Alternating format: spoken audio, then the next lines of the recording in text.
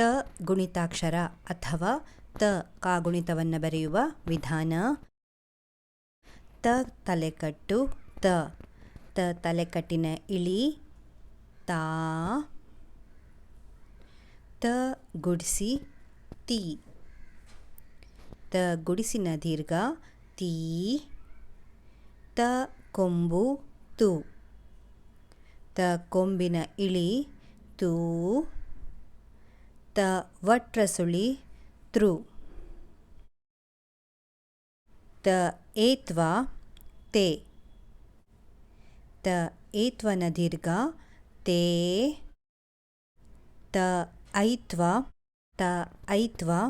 ತೈ, ತ ಓತ್ವ ತೋ, ತ ಓತ್ವನ ದೀರ್ಘ ತೋ, ತ ಔತ್ವ ತೌ, ತಗೆ 1 0 ತಂ, ತಗೆ 2 0 ತಹ,